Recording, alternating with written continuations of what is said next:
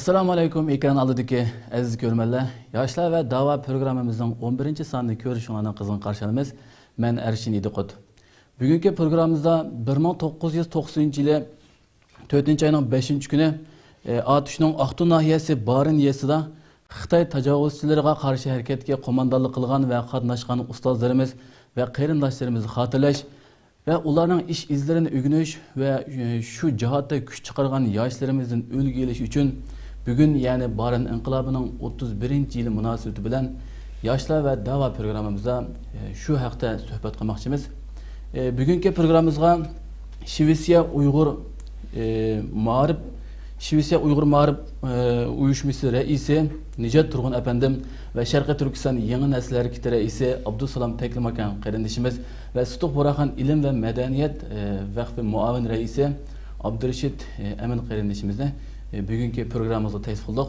Qimmatli vaqtlarni chiqarib qatnashib berganingiz uchun sizlarga ko'p rahmat aytamiz.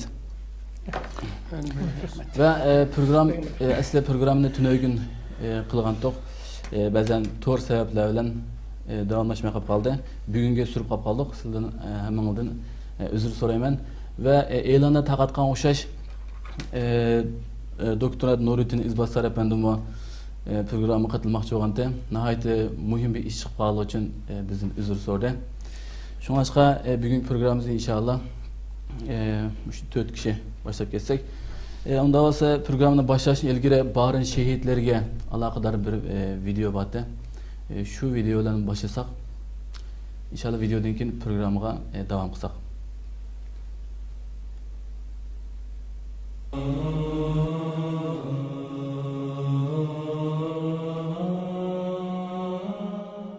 Barin inqilobi, Barin jihadi, Barin şehitleri, mana bular bizning ko'nglimizning eng to'ridan o'rin olgan ve daim tilimizden tushmaydigan qahramonlarimizdir. Xiyolimizda jonlandig'ini bo'lsa, eng hurmatlik obrazlardir. 1990-yili 5-aprel kuni ulug' ve muqaddas vatanimiz Sharqiy Turkistonda 20-asrning 2-yarmida, yani 1933 ve 44-yillardagi 2 qitimliq cumhuriyet qurishdan iborat şanlıq tariximizden keyinki eng cho'ng g'albimiz bo'ldi Barin jihadi. Gerçi bu tarixda biz Sharqiy Turkiston islom cumhuriyetimizni ve 2 qitim qurgan cumhuriyetimizni qayta qurolmagan bo'lsakmi, ammo biz mustaqillikka bo'lgan tashnoligimizni, zolimga bo'lgan qarshiligimizning mangu davom qiladiganligini, bizni qanchalik aldisimi, yili nayrang bilan ko'z bo'yisimi, aqlimizga sapsatilarini ukul qilib ursumu, tariximizni o'zgartib, familiyamizni almashtirib, bizga yangidan qanchilgan ism qo'ysumu, bizga shirin shakar so'z qilsimu, yoki beshimizda tikilib, ko'zlarimizga begizda qadilib, tapallarimizga meh qaqsimu, ona qarnidagi bolalarni yerib elib, tiriklarini qaynoq suvga patirib, o'ltirib tugatmoqchi bo'lsumu, ne yalgan yavudiqqa ishinadigan, ne uyushib qalgan yerimizda mugdab qaladigan, ne hili mikir tuzaqlarga dum tushadigan bir millat emasligimizni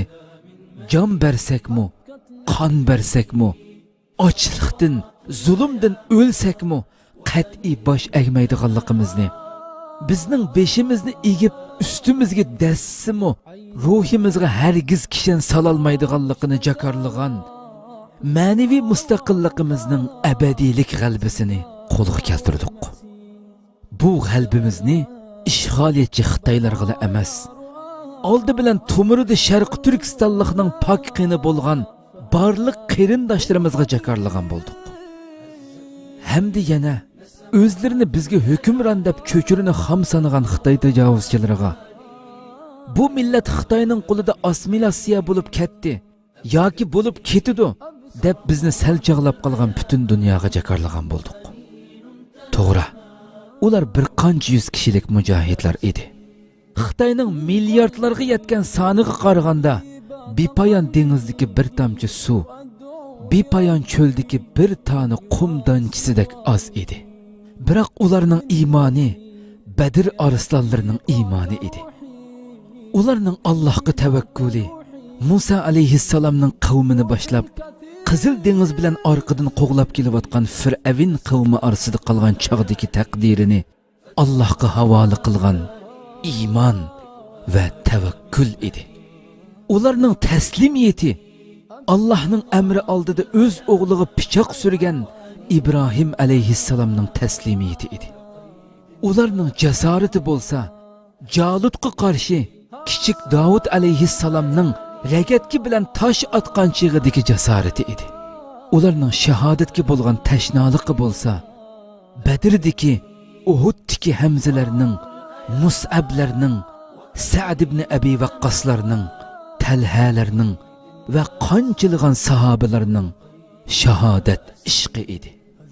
Umidi bo'lsa, payg'ambar alayhissalom bilan jannatda Jamolullohni birga ko'rish edi. Dunyodagi g'oyasi bo'lsa, xalqiga mustaqil bir Sharq Turkiston davlatini qo'lga keltirib berish edi. Ular dushman sonini bilatdi. Dushmanning qo'ral kuchini bilatdi. O'lmay tutilib qolsa, qandoq ig'ir qiyin qistoqqa qoladiganligini ham bilatdi. O'zlari bilanla emas, xalqining beshiga ig'ir oqibatlarning kelib chiqishiga sabab bo'lishi mumkinligini faraz qila oladi. Biroq ehtiyotning chora emasligini, zulmga sukut qilishning joiz emasligini, zolimga to'xta demaslikning mustahkam iymondan emasligini, kofirga bosh ekkanning iymondan emasligini muhim bilatdi. Mana bu iymon ularni maydonga chiqargan edi. Haq yo'lidagi da'vo ishqi ularga shahodat lazzatini his qildirgan edi. Barindagi jihad dushmanning ta'biri bilan aytganda qirg'inchilik bilan bostirilgan mag'lubiyat edi. Ular bizni mag'lub qildik deb jor selishdi. Ammo barin jihadi bu Xitoy tajovuzchilarining mangu g'olib kelolmaydiganligining eng ochiq dalili edi. Butun Sharq Turkiston xalqiga cho'qim g'alaba qildiganligimizning mash'ili chaqirqi bo'lgan edi. Chunki intiqom uchun bu jihatga qatnashgan, qatnashmagan qeri yosh ayol, hatto bo'shukdagi bovoqlarni mo qirib tashlashi Xitoylarning haqiqiy mag'lubiyati edi. Chunki ular qo'lida tayoqning sunuqi yo'q xalqni eng ilg'or qurollar bilan qurollangan minglagan askariy kuchi bilan bostirib qirgan edi. Ular hatto bo'shukdagi bolalardan mo qo'rqqan edi. Mana bu haqiqiy qo'rqinchoqlik. Mana bu haqiqiy mag'lubiyat. Shundoq barin jihodi qattiq bostirildi. Biroq barin jihodi orqali sonsizlagan kishilar shahodat sharbatini ichdi. Ona tuproq qon bilan bo'yilib, u tuproqlardan atrofga taralgan ishparning hidini purmagan bir Sharq Turkistonlik musulmon qolmadi. Hatto bu puroq texi dunyoga kelmagan bovoqlarga onalarning ruhlaridan singib kirdi. Bu ishpar puroqlari hatto dunyoning eng yiroq joylarida hijratda hijron azobida yashayotganlarga yetib bordi. Qalblarida shahid ishtiyoqi uyg'otdi. Mana bugun ham biz ana shu xush puroqni his qilmoqdamiz. Rabbim rost aytgandir, shahidlar o'lmas deb. Jihadinglar naqadar muborak bo'ldi ey barin yigitlari. Izinglardan kelmoqda minglab, 10 minglab vatan o'g'il qizlari. Ko'tirib ay yulduzliq ko'k bayrog'ini, takbir bilan titratib osmon zaminni, qo'rqinch silib uxlatmay jallodlarning kunduz va kechasini. İmanlı qalblarga berding jihadning ruhini, haq da'voning ishtiyaqini, shahidlikning ishqini. Jihadinglar muborak bo'lsin ey barin qahramonlari. O'chmas, asla o'chmas. Bizlar va avlodlar bilan sizlarning jihadinglarning shonu shavkiti. Umidki Allah bergay hammamizga abadiy makon, Firdevs jannatini. Amin.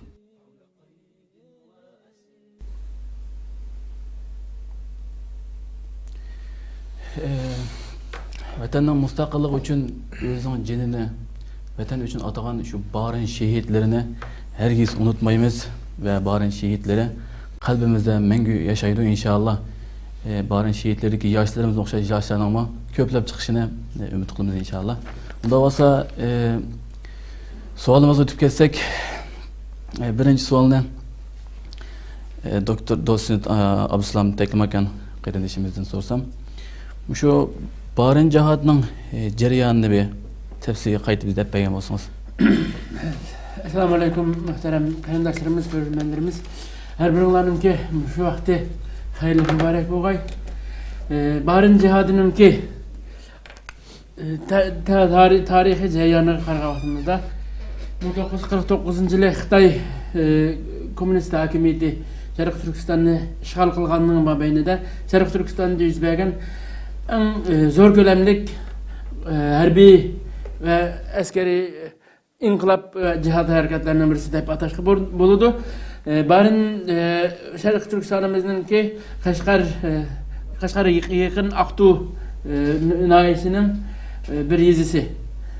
Barında bulup ötken bu cihadi hareketinin ki başkomandanına karsak Zeydin Yusuf yaki Zeydin Qari dep tanılgan bir şehidimiz. Zeydin Qari'nin ki tarihi okuş tarihi işe qarğaqımızda Zeydin Qari şehit bolğaqda 26 yaş.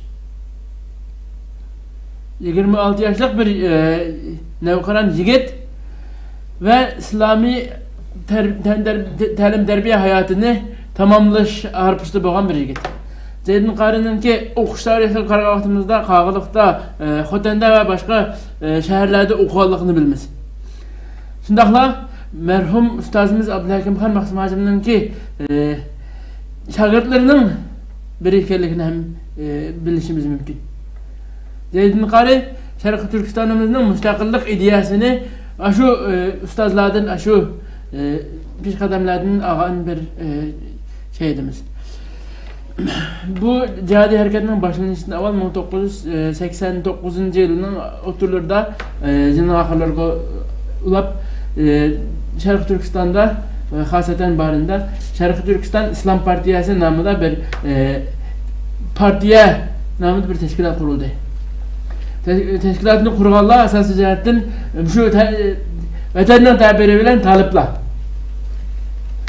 Dini talim terbiye okutkan, dini talim terbiye okutkan talip bollar. Bununki yaş ahvalı qarğaqımızda 22 yaş, 23 yaşdan başlap ta ki 32-33 yaşgacha bolğanlarlıqdaki bütünley yaş bollar. Bu yaş ballar teşkillenip partiye kurulup bolğandan keyin 90 yılının 3. aylarında yığınlarını kılışqa başladı. Ümumi yığınlar özünki idevi nazariyelerini, fikirlerini tarqıtış üçün yığınlarını kılışqa başladı ve neticede 5. çisla harbiy bir hareketini başlaşını planlaydı, icra etdi. Şu jaryandan ki emeli reallıqqa qarğaqımızda Şarkı Türkistan'ın umumi ahvalıda. Vatanımızdaki teraqqiyat ahvalı xilala aqıda. En bay adamının qo'lida motosiklet baya yok bir vaqt. Şu vaqtda Zeydin Yusuf ve serttaşları bütün Şarkı Türkistan'ın yüzü şehirlerini bir arlap çıqqan desek oldu. Özüge serttaş tipiş, özüden birli mağazgan adam tipiş üçün bu işini qandaq qılar, qaysi şekilde qılgan o aşı vaqtındaki şaraitlar qaraşlik. Ondan keyin yana bir nokta cihadi hareketininki bolğan jaryanını qarasak, şu jaryanda mücahitlerimizinki atlık qoşunlarının barlığını bilmez. San cihati 500 kişilik etrafında bir mücahit qoşununu bayan kılıyordu, kögelle şu şahitleri. Cihadi hareketininki 500 kişilik bir cihadi qoşun. Bularınki qo'ldagi eng taraqqiy qilgan quroli bo'lsa, hozirgi zamonimizdagi eng tovancha darajadagi miltiqlar. Qara miltiq degan miltiqlar, endi sal taraqqiy qilib eng nochisi Kalashnikov deb atalgan hozirgi zamondagi eng tovan qurollar bilan qurollangan o Kalashnikovlarni 1-2 yoki 3 tane qavallari qara miltiqdan 20-30 qara miltiqni barliq bayon qilindi. Qo'l tapanchasi andisanda uning sirtidagisi nezik altak. pichak qilish deganga o'xshash ibtidoiy zamonning qurollari 18-17 asrning hatta qurollari shuning bilan qurollanib dunyoning eng kuchli qo'shinlarining birisi. Son e'tibori bilan yer yuzining eng chong qo'shini Xitoy qo'shini. Taraqqiyot e'tibori bilan eng tez taraqqiyot qilayotgan bir qo'shinga qarshi 500 kishi bütün Xitoyga qarshi inqilob qilib chiqdi. Bütün Xitoyga qarshi qo'zg'alib chiqdi. Biz o'rganish tegishli bo'lgan bu yerdagi narsa jasorat. Bu qarindoshlarimiz ahmoq emasdi, hayajon emasdi. Bu qarindoshlarimiz parasit bilan hayajon, jasorat bilan chiqdi. Bu qarindoshlarimiz maydonga chiqqan vaqtida o'zininki qanday oqibatlarga qilishini faraz qilib chiqdi. Xilma-xil bu vaqtda xilma-xil rivoyatlar va biz harakat qilsak qo'llab keladigan qarindoshlarimiz va deb umidlarning borligini bilamiz.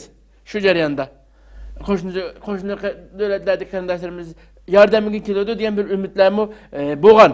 Shu tashviqot jarayonida umi bo'lgan. Lekin onun faqatlam bir ehtimollik ekanligini, o yordamning kelish kelmasligining ehtimollikdan iborat ekanligini muhaqqaq bir narsaning emasligini biladi. Shundaqla yordam uchun bir elchining borganligi yoki yordam so'rab bir kimlarningki chiqqanligi to'g'ridami ma'lumot yo'q. Aloqa qurilganlik, masalan, sirtqi qo'shni davlatlardagi qarindoshlari bilan bir aloqa qurilganligining ma'lumot yo'q. Qisqasi biz harakat bir başlasak Allah nusret berdi degan bir ishonch bilan eng muhimi zulmga qarshi jim turishninki xiyonet ekanligini bilgan bir ruh bilan chiqdi. O qarindoshlarimiz o'zining 20 ming kishilik qo'shin bilan bo'lgan jangda 3 kun 5 kungacha bardoshlik qilib maydonda o'tdi. Shu 20 ming kishilik Xitoy qo'shini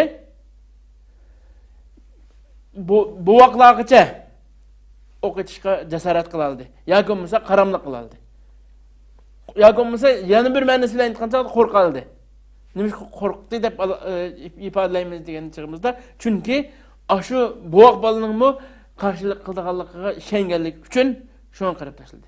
Yoki qarg'ulacha ko'zini yumib, qo'rqib qo'llari titragan holatda nega o'q atganini bilmagan holatda o'q ataldi. Neticede barında bir şehitlik bo'ldi, barında bir qirg'inchilik yaşandı. Bu jihadiy qurolliq harakatining neticesinde bir qirg'inchilik yaşandı. Lekin tarixga bizga 31 yildan keyin bizga qolgan miras nima buningki degan chog'imizda bu tarixiy jarayondan bizga qolgan miras biri Xitoyninki zulm bilan boshqarman degan ham xayol biti qolganligi. Chunki barindan burungi tarixiy jarayonga qarag'an vaqtimizda 1949 dan keyingi kommunist Xitoyninki ashaddiy zulmi, xususan 1966-76'lar arasidagi medeniyet zo'r inqilobi deb atalgan medeniyet inqilobi bilan birlikda vatanimizdagi bütün Şarkı Türkistanlıklarının hammasiga bugun ko'rinayotgan zulmninki bir o'xshashi yaşangan 10 yillik bir jarayonda.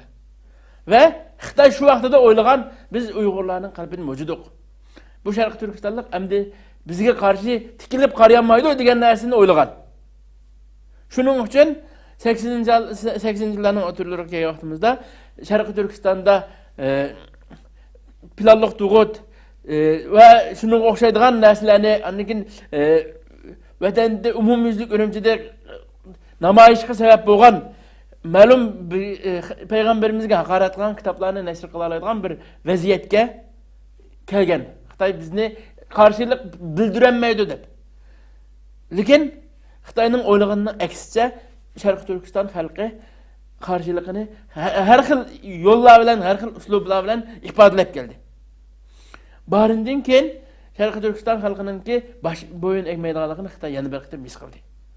Barından keyingisi bizningki vatanimizda partizanlarcha bir turkum qurolliq harakatlarni birlashib keldi. Barınga qatnashmagan aşı barındaki Zeydin Qari başçılıqdaki qarindoshlarimiz bilan aloqa qurgan nurg'un sabdoshlari barından keyin xilma-xil yerlerde, xilma-xil şekillerde Xitayga bo'lgan noroziligini ifodalab keldi. Qısqası barının jarayoniga qaragan vaqtimizda Xitoyninki aşu küçü bilen yeryüzününki en çok güçlerinden biri buluş. Şu vaqtida şundaqda, hazır şundaq taraqqiyini, iqtisodiy jihatdan kuchaygini ras, lekin şu vaqtida 1990-yillarda Xitoy yer şeridagi sanoqli kuchlardan birisi. Ve bizim qarindoshlarimiz aşu sanoqli kuchlardan birisiga qurolliq harakat qilib qarshiligini bildirildi. Buningdan biz chet elda Xitoyninki kuzatishi yoki bisiminin jiroq bir rayonda o'zimizninki Xitoyga bo'lgan qarshiligimizni, noroziligimizni texmi jasoratli bir shaklda ilib berishimizning kerakligini dars qilib ilvasak bo'ldi. Mening eng oxirida bu vaqtda barin shahidlarimninki bir ko'plik şiiri yoki olmay qolib qolsa marşı bilen ahırlaştırmayın bu vaktiki sözümni. Barin şehitleri deydi ki biz Uygur yaşları kalbimiz kaynak. Kollarda lepirder İslami bayrak. Resulullah başlayan dağdam yolu bilen mangamız ebedke yolumuz parlak. Ma yanrak şiir, ma yanrak marş bizni aşı yolu bilen aşılarının mağan yolundan mağışqa ündeydi dep çensek buldu. Benimki bu vaxtda toxtulğanım müşkilik. Allah razı olsun. Bizim baren şehitlerik, yaşlarımızdaki dinni, iman bir Allah'tan tileyimiz. Allah razı olsun. Ana olsa ikinci sualım ne? Müşün Nicat Turgun efendimden sorsam. Müşü baren cihatının mahiyeti nima özece? Mesela milli hareket mi, dinli hareket mi, siyasi hareket mi, ülkeliş hareketi mi? Mesela bunu cihat deb atadık ama şu mahiyetini bir azra söz etmegen bolsa. Assalamu alaikum. Programmaga rahmetimni bildirdim. Şununla birlikte bu barın inqilabını şehit besleş ve bununki ehmiyetini Ottağın rahmetimizi bildirme şununla birlikte. Bu şehitlerimizge Allah'tan rahmetini tileyim. Son ayet yaxşı oldu. Bu bir hareketininki mahiyetini mu, kırgınçılığı mu, vaka mu deydiğen suallar mevcut.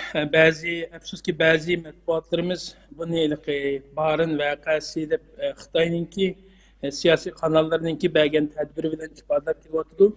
Hem de meseleninki asli mahiyetiga yani qandaq bir vaqa deb qarasak, bu yerdeki inqilobninki portlash sababiga, bu yerdeki shaxslarga, ularning maqsad nishoniga va elib berilgan shakliga qarashga to'g'ri keldi. Bu yerde portlash sababininki nimasi qarasak, bu yerdeki portlashninki asosiy sababi Xitoyninki mustamlikasi va mustamlika siyosatininki devam qilishi neticesinde bir türküm oygaq ziyadıyla bular oygaq ve anlıq ziyadıyla bular uzun mezgillik bir planlaşı bilen teşkilleşi bilen ilan hareket. Yani bu yerde bularni hareket qilishga bo'lgan omillarni nima qilsak, barini inqilobida bular milliy tuyg'u ve dinli e'tiqodninki buyurishi ve talabi bilan qo'zg'algan bir siyasi ve askeri hareket deb qarayman.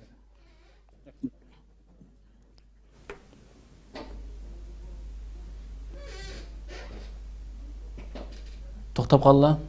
Ovozlar uzilib qoldi. Yani milli duygu bilen hareketga o'tgan dinni e'tiqodning talabi bilan qo'zg'algan bir siyasi ve askeri hareket. O qandaqki bir o'chilish hareketi emas. Bunun sebebi ne dedik? Bunun sebebi asli yıltı sebebi mustamlika, Xitoyning mustamlikasi ve mustamlika siyosatining davom qilishi. Bunun neticesinde qo'zg'algan bir hareket. Yani mustamlikchilarni haydab chiqarib, bu yerda bir mustaqil davlatni qayta qurib chiqish uchun qurilgan bir hareket bu. Bu qandaqki Xitoyning tadbirlagan bir bir vakalik emas. Bu bir inqilab, bu bir cihad, bu bir milli ang. Angninki bagan bir cavobi millatniki uchun. Rahmat. Allah razı olsun. Onda olsa yana bir savol o'tib ketsak, yana bir savolni Abdurashid qarindoshimizdan sorsak, bu barın şu jihadida ko'pinchisi yoshlar ekan. Bu bir tasodiflikmi sizcha? Assalomu alaykum. Va alaykum assalom. Menimcha barın jihadi yoki barın inqilobiga qatnashgan yoki buni tashkil qilgan kishilarningki yosh bo'lishi bu bir tasodiflik emas. Amaliyotda bayatdan Nicat Turgun Efendi deganidek barın jihadi bir ideyaningki amalga eshishi yoki bir reallikqa chiqishi, bir ijro qilinishi, xuddi biraz avval Abdussalom taklif etgan qarindoshimiz degandek jarayonlarni o'z ichiga olgan.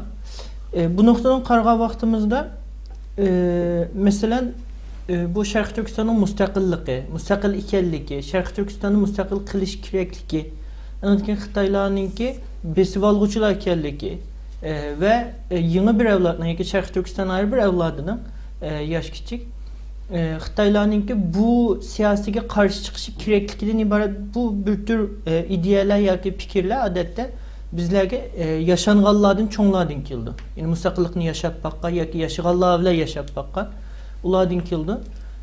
Yani bu fikir odatda cho'nglardan keldi. Ama bu fikirni cesaret ve qo'rqmaslik ichida haqiqiy amalga oshira oladiganlar har millatga qarasak yoshlar bo'ldi.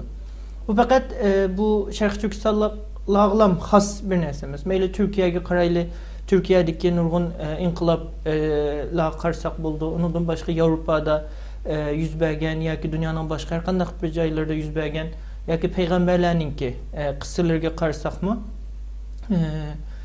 dushman eng kuchli vaqtda amaliy harakat bilan javob qaytaradigan toplum bir jamiyatning ichidagi qism yoshlar bo'ldi. Masalan, nimaninki Musa alayhissalomning qissasiga qaraydigan bo'lsak, Alloh taolo aytadi, Firavundan qo'rqib turib, Firavunning shunchalik tahdidlariga qaramasdan Musa alayhissalomning qavmi ichida tunji ulab ovoz qo'shgan javob berganlar yoshlar aytdi. Bular Firavunninki o'zlarini qiynab, o'zlarini o'z dinidan yoki kimligidan yondirishidan ansiraydiyu, ammo yana ham javob beradigan debchi. Masalan, Ashabul Kahf'e ulan bir yoshlar. Shuning uchun yoshlarningki chiqishi mayli tarixiy nuqtadan qaraganimiz yoki şu vaqtdagi bizningki Sharq Turkistonninki şu vaqtdagi nimasiga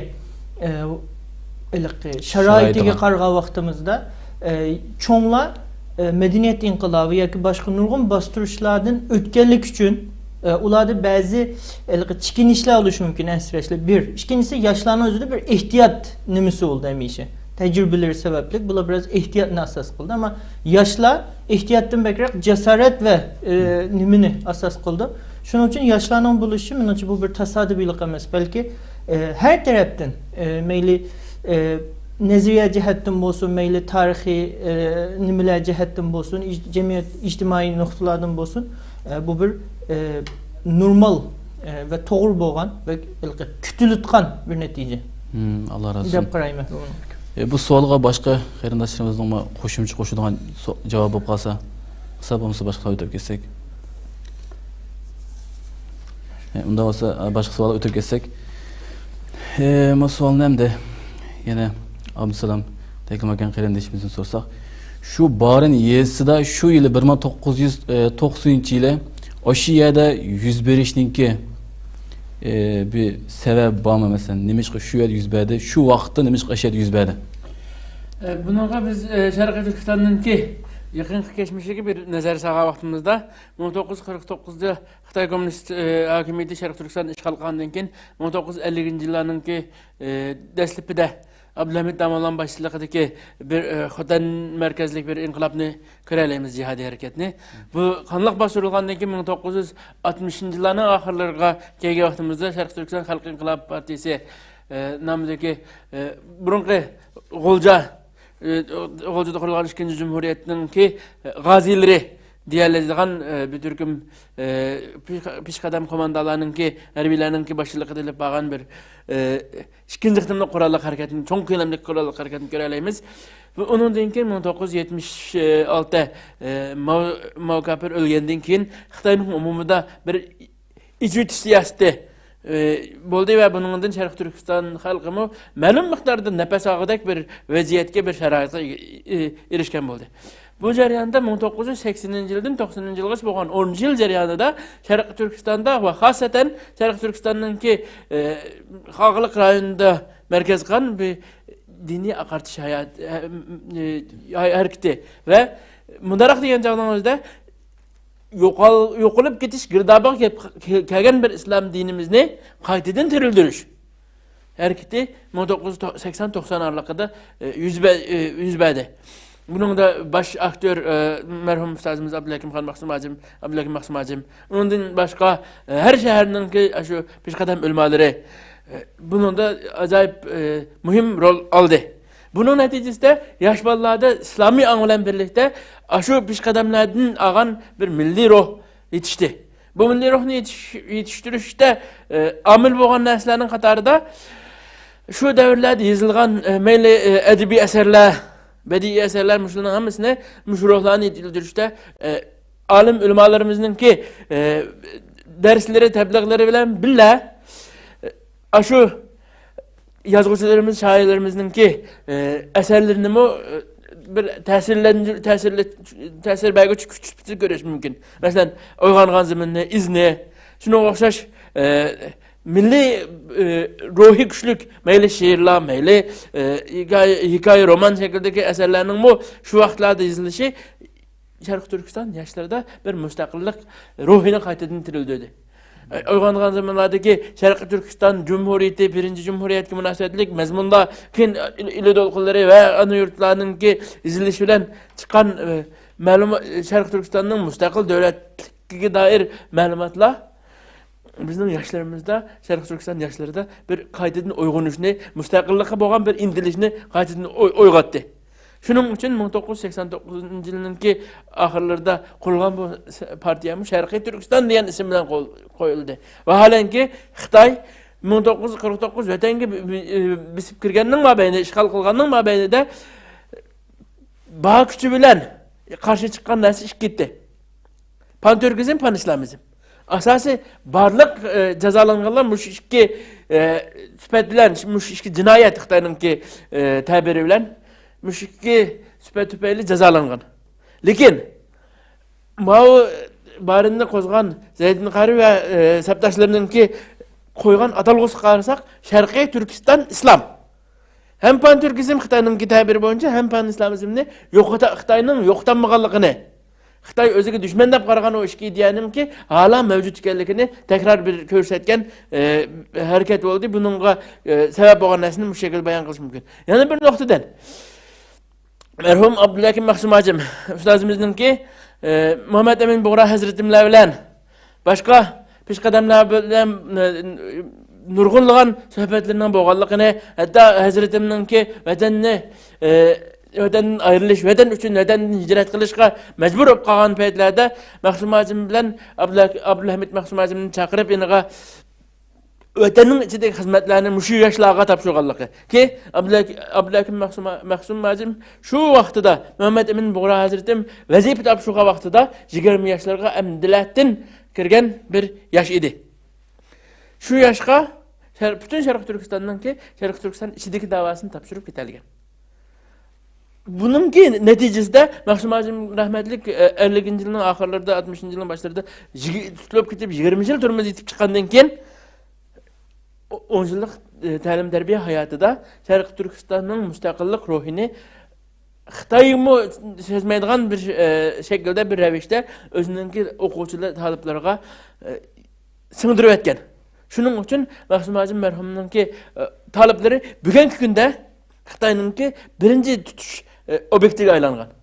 Bu noktadan ile bitqa vaqtimizda u vaqtida u tarixda bu hadisning jarayon bo'lishi tasodifiy emas. Endi barında da 101-chining ki aq ko'rinishiga qarab vaqtimizda barin Şarkı Türkistan'ning ki birinci Cumhuriyet, ikinci Cumhuriyet jaryanida Xitoyning Shulayat inqilobi deb atılgan şu jaryanlarda şu ikinci Cumhuriyetning doirasi ichida yashagan rayonga yaqin Taşqo'g'on atush taraflarda Xitoy qarshi şu Meyli Gomindan hükümetiga qarshi degan nom bilan bo'lgan taqdir bo'lsa-mu, Xitoy qarshi bir qurolli harakatlarning bo'lgan rayon. Şu Sharq Turkistonning janubidagi tog'liq rayonlar. Bu tufayli bu rayondagi xalqda yoshlarda bir milliy ruh özünün mevcutluğunu bir şekilde qo'llab kelgan. Bu birinchi sabab bo'lishi mumkin. İkinci bir sebebi şu janubiy tarafda, Sharq Turkistonning janubiy tarafidagi rayonlarning ichida Atush rayoni Xitoyninki bisimi biraz azroq.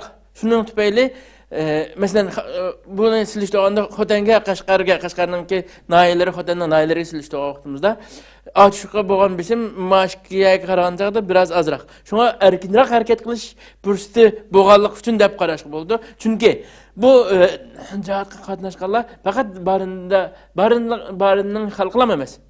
Sharq Turkistonning xilma-xil nahiya shaharlaridan kelgan qarindoshlarimizmi shu inqilobda o'zining rolini joriy qildi. Biraz erkin harakat qila oladigan bir sharoitning bo'lganligi tufayli deb atashga bo'ldi. Meningki bu vaqtda analizim shunchalik. Boshqa qarindoshlarning ham shu savolda boshqa fikr bo'lib qolsa, o'tirib tashishni umid qilaman. Men qolib qolsa yana bir savolga, shu savol ulablan biz Nijat Turg'un apamdan bir savol so'rsam, shu vaqtdagi shu jihatda qarindoshimiz ko'zlagan nishonga yeta oldimi o'zicha?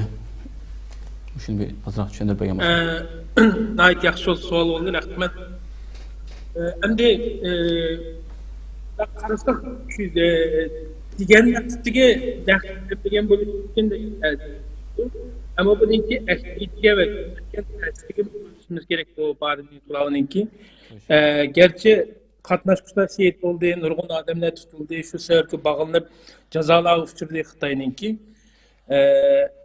Bir nesni, en mühim bir nesni oturup koydu. O bolsun mühim degen çağda Şarkı Türkistan halkınınki müstakillik iradesi namayan oldu. Yani bir askeri ve siyasi hareket bilen ya da özünki müstakil devlet kuruş, müstemlikini yoktu veya da bir müstakil devlet kuruş nimisini oturgu koydu. Meyli ola şehit olsun, galip olsun, mağlup olsun. Bu irade uzun yıllardan beri bir timtas halette turvatkan idi. Yakın bunda çoğun halette, teşkillik halette oturgu çıkmagan idi. Yani bu yakınki nemeldeki Xitayning 49'dan keyinki müstemlikini nimisini en çok karşılık teşkillengen aletki bir karşılık hareketi mesela şu. Anandaki bunun tesirgi karşılık yeni bir cihetki tesirgi. 97'deki Golcu vakasıya ve uyumgucu boğan arlıktaki nurgun yerlerde, Şarkı Türkistan nurgun şehirlerde Xitay'nınki askerlerge, sakçı organlarga Xitay karşı çıkış, yek olsun, küçük şekilde teşkiliniş olsun. Bu taraflarda karşılık hareketleri yüz verdi şu. Ahırda 97'deki Golcu vakası, Golcu kırgınçılığının nimesi mi? Bu yetki yaşlarınki milli ve dinli uygun işte mi? Baran vakasınınki tesiri çok çünkü şu yerden kaçıp bakan bazı dinli ziyadiler bu yerden uygun şirketi katlaşkan. Ve şununla birlikte bu harekette saklanan bazı kıyındaşlarınki çetelge icret kılışka Pakistan, Afganistan, Katarlık devletlik, Orta Asya devletlerine icret kılıp çıkışına sebep oldu ve hareketinki karşı hareketininki tesiri tügümesinden çetelge kengişki başladı mesela. Analıkin bugünkü gündeki ehmiyetini karşısak mı? Bugün bana biz tötümüz bununki ehmiyetini, tesirini, nemesini paramız götürüp demiz. Her zili Türkistan muhaciretki nurgun Türkistan teşkilatları bunu her şekilde hatırlaydı, bunu esleydi bu şehitlerini, bu vakaliklerini. Demek bu görünüşte bunda çoğun emek erişemegen bolsak mı? Ama bularning ruhi, bularning müstakillik iradesi, Şarkı Türkistan halkınınki müstakillik iradesini bular bizge, keyinki avlatlığa, keyinki nesilliğe bir bizge vazife kılgan şekilde biz bundaq tutkuzdu deb bunda düşünsek bo'ldi. Bu nuqtani inetgan chaqda Barinjadi yuqori bir natijaga nishonga erishdi va nishonga kelgusida inshaalloh bu hareketning nimasi cho'qim yetib boradi deb o'ylayman.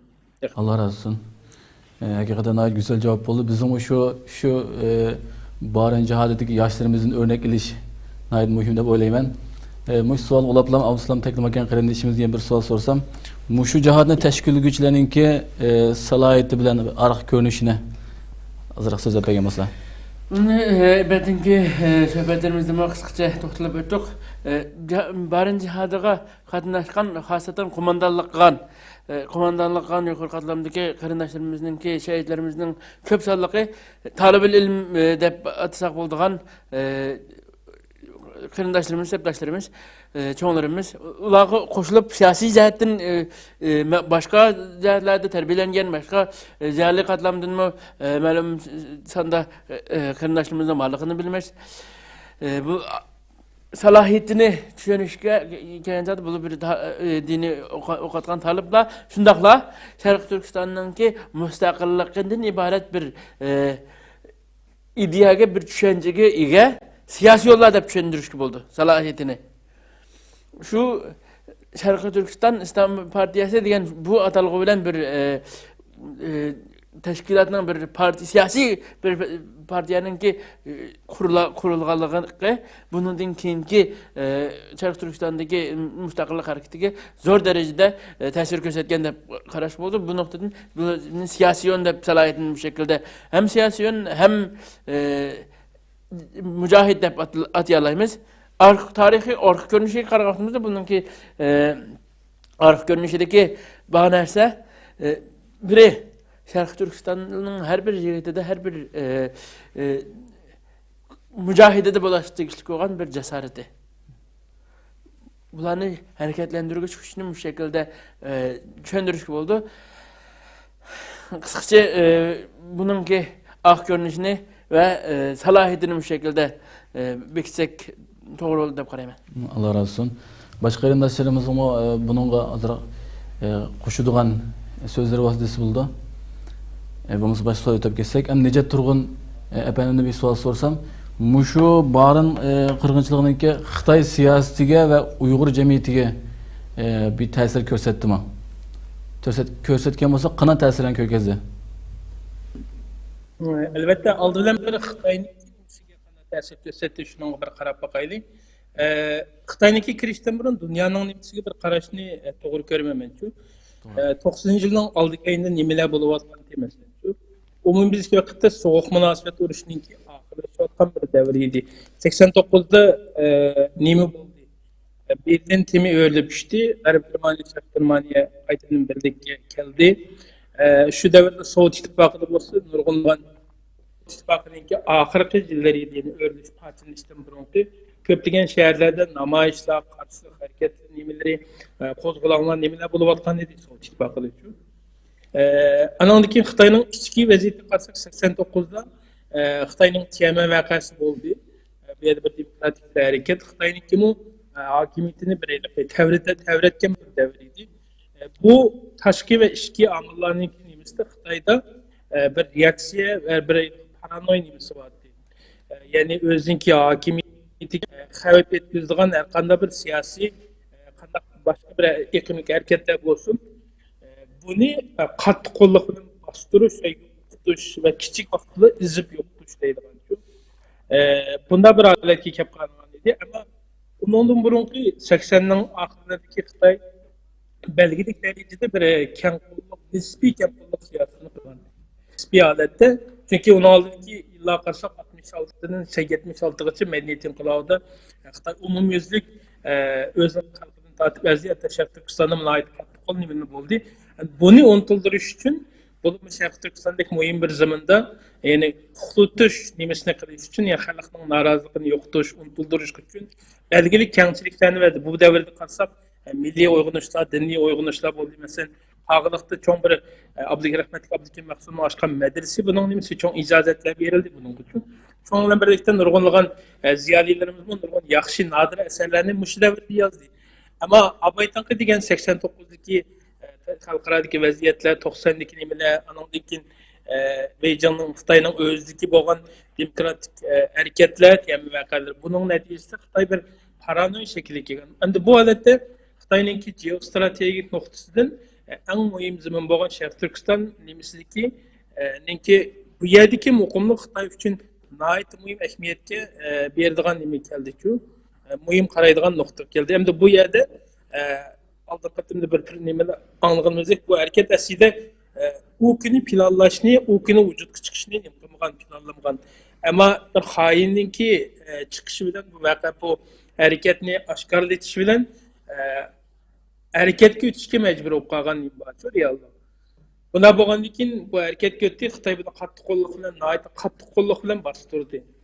Bostirgandan keyin nurg'unlar odamlarimiz shehid bo'ldi, nurg'unlar tutildi. Undan keyingi siyosatda Xitoyning qanday bo'ldi degan chog'da, 80-yillardagi kengchilik siyosati tüptün bir karşı bir qattiq qo'l siyosatga o'zgardi. Nihoyat qattiq tutishlar, qattiq nima bo'libmi? Merkez qilgan shu jadimda merkez qilgan Atush Qashqar xotin oilada yani diniy uyg'unishga sababchi bo'lgan va mushta imkoniyatlarni keng nihoyat qattiq qo'llik bilan bostirish nimasi bo'ldi-ku Xitoyniki.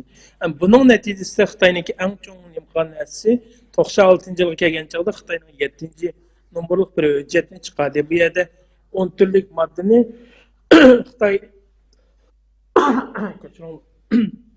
10 turlik moddalik bir narsani muzokara qilib, Sharq Turkistondagi muqimligi, xavfsizlik nuqtalaridan qanday qilgan chog'da bu yerni muqim tutib turimiz, bir parchanib ketmagan asosda deb bunda bir narsani chiqardi.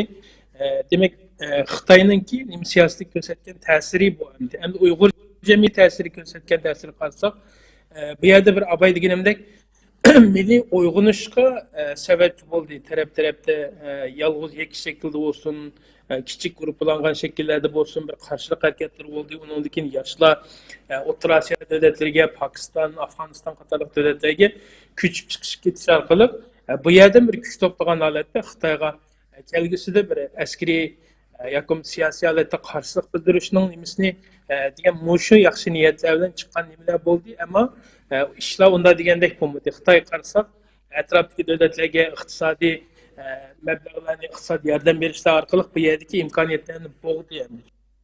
Ammo o bo'lganlik bilan barin inqilobning ruhi tugab qolmadi. Buning ruhini bugunni ko'ryapmiz. Biz chet elda necha ming kilometr zaten ijro qilib tursak-mu, garchi bu voqeaga shohid bo'lmasak-mu, buning ruhi hammamizga o'xshamagan shaklda ta'sir qiladi. Hatto bizning kichik bolalarimizmi bugungi kunda barin voqeasi deb ana til maktablarida o'rganib keladi masalan. Shu buniki ahamiyatini, kimlarning qo'zg'og'ini, bu bizningki Sharq Turkiston mustaqillik mujodalasiningki mayli ma'rif sohasi bo'lsin, mayli ijtimoiy masalalar bo'lsin, mayli siyosiy harakatlarimiz bo'lsin, har qaysi qatlamlarga o'xshamagan shaklda bir ta'sir qiladigan bir harakat deb qarayman. Ya'ni ahamiyati nihoyat zo'rdir. Allah razı olsun. Unda bo'lsa shu savolni Absalom Taklamakon qarindishimizni so'rsam, Uyg'ur jamiyatiga yoki Xitoy siyosiy bo'lgan qanday ta'sirini ko'rgazdi? Shuni bir azroq so'zlab o'tgan bo'lsa. Xitoyningki siyosatiga ko'rsatgan ta'siri haqida Nijot efendim güzel bir şekilde to'xtalib o'tdi. Men shu tarixiy jarayondagi Sharq Turkiston va qo'shnilari, xosatan qo'shnilardan nimishlar bo'layotgan. Şunun qarab chiqqan vaqtimizda degandek Sovet ittifoqininki emirilishga boshlagan vaqti deb atashga bo'ldi va Turkiston jo'grafiyasida yangi davlatlarning, ba'zi davlatlarning mustaqilliklari shu tarixlarda mustaqilliklarni e'lon qilgan davlatlarning borligini bilmaymiz. O Sharq Turkistondagi barinninki shu vaqtida yuz berishiga bir sababni shu deb ko'rishga bo'ldi. Qo'shni davlatlarning mustaqillik harakatlari. Yana birisi bizning yana bir qo'shnimiz olan Afg'oniston qaragan vaqtimizda shu vaqtida Sovetlar bilan bo'lgan 10 yillik urush g'alaba bilan oxirlashib, Sovetlarningki oxir kuchlarini Afg'oniston chegarasini qo'llab chiqqan bir jarayon bor.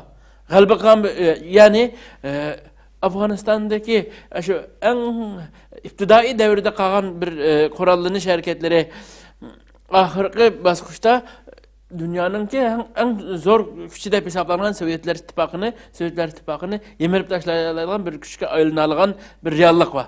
Onun da tabii elbette o uğraşının ki tepsilatına girmeyimiz, onun soğuksa münasebetler uğraşı başka kolluğucuları taşkı amiller yok emez. Lakin Afganistan halkının cesareti Şarkı Türkistan'daki yaşlarının ki barında hareket kılışka sebep oldu. Hem de Uygur cemiyetiga göstergen tesirge yani bir qara vaqtimizda 1990 yıldaki bu hareketin keyin men özümden geçmişi rahmetlik dadamdan ki yaşayan geçmişinin kısa örneklerini verip bunu ifadeleşine muvaffak oldum. 1991 yılları bizim yezdeki öyümüzde bir türküm talep ilmiler vardı rahmetlik dadamdan okuçuları. Bu okuçular fakatlam nokul halette kitabi ilimlerle almay, onun koşumça süpette bir siyasi ilimler alattı.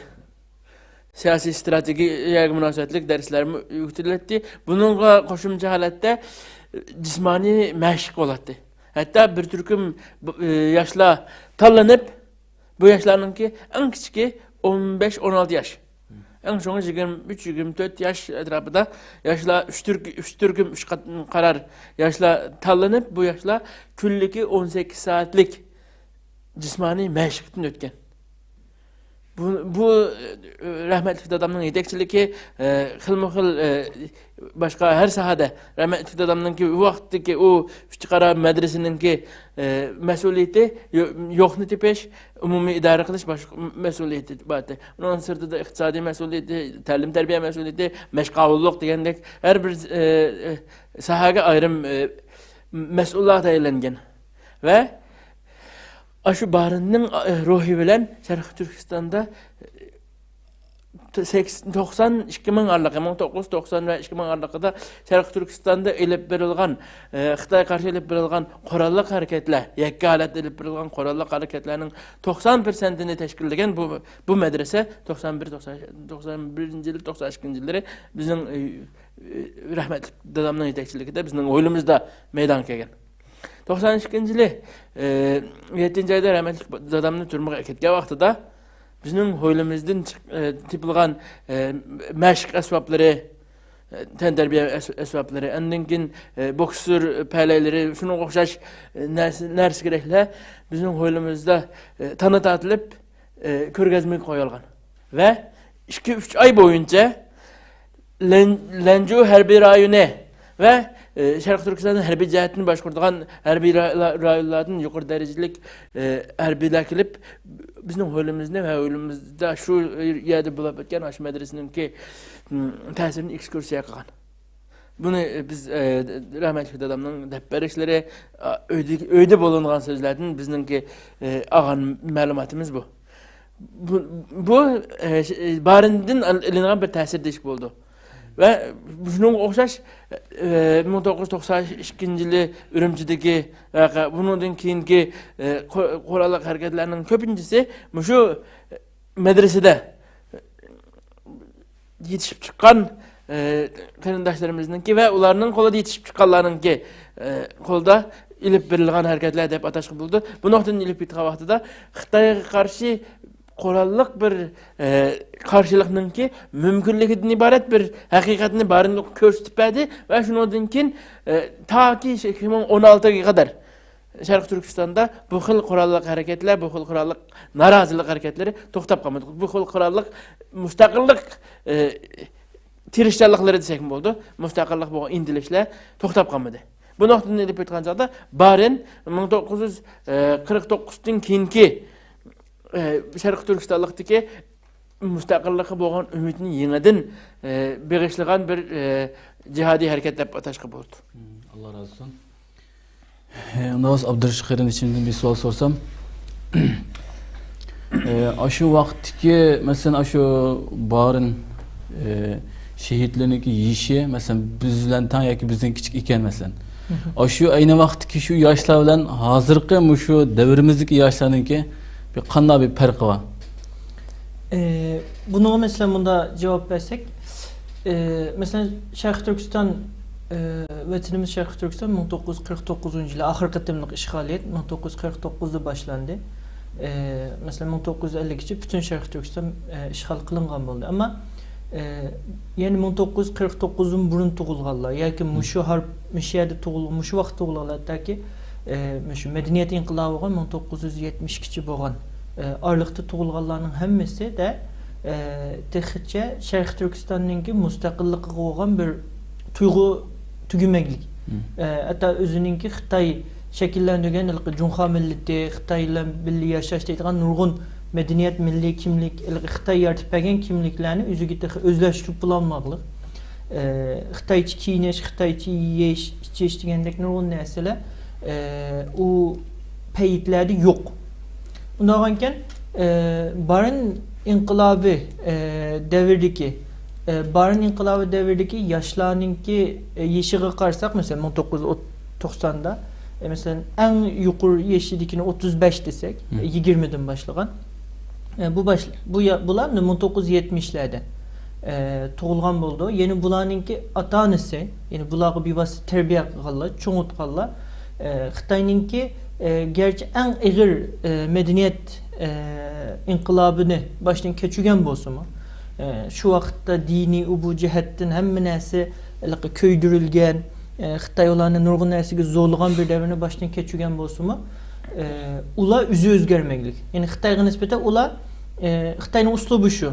Yani bir adamda bir işini kılgılı koymuşsa ben onu özgertim dep oylaydı. Ama 10 yıllık o medeniyet inqilabı o devrini özgertmeklik. Demek bu devirde baştan keçügen kişilerin balları 1992'ye vakitte ata-analar köge, hatta yoki özleri kichik vaqtda ata-analar birlik kögen şu devirdeki işğalninki neticesini unutmaqlıq ve ballarga biz müstaqil olğan vaqtımızı mındaqdı, Xitayliklar mana bizni mındaq ezdi balam degan bir terbiyeni başdan keçirdik. Yoki balam, yoki o'quvchim, yoki talibim depçi bir ustaz tarafidan yoki bir o'qituvchi tarafidan hatta o vaqtdagi o'qituvchilar olsun bular Yezidiki yoki merkezi şehirlerden yiroq bo'lgan rayonlardagi o'qituvchilar millet şu vaxtki ziyalilerimizde yenilen milli ruh tügümügen bir vakit.